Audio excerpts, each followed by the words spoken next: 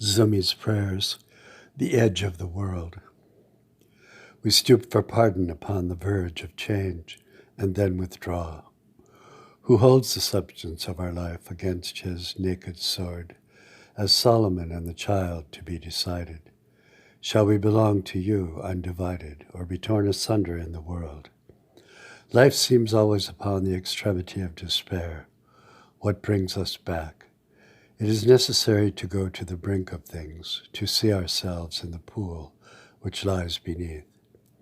That we fear the brim of life, we are lost. The metaphor is perhaps one of man's most fruitful potentialities. Its efficacy verges on magic, and seems a tool for creation which God forgot within us when you made us. All our faculties keep us within the realm of real, of what is already there. How shall we divide them? The metaphor alone furnishes an escape between the real things, the temple of our lives. It lets emerge side chapels.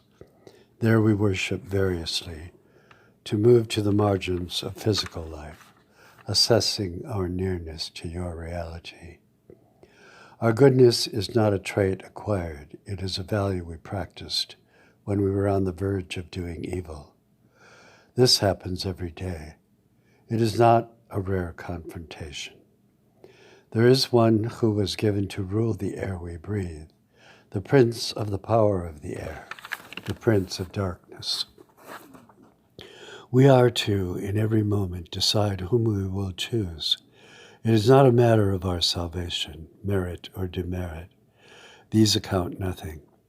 No, it is the edge we walk upon, like sitting on the precipice of half-tone. For we are in the same wilderness as was the Holy One, tempted by Satan to be nurtured, to be given all the world, and to worship him. Among us there is little knowledge that all things which are not of you are of the evil one. He is useful to our maturation, as he was to Jesus.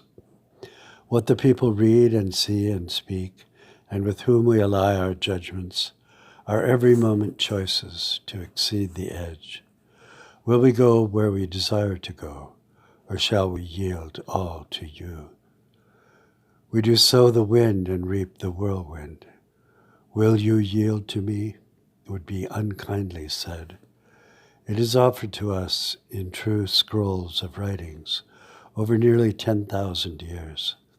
This is the care given to us by our God, and who does stand with us upon the verge of every decision and upon the brink of life.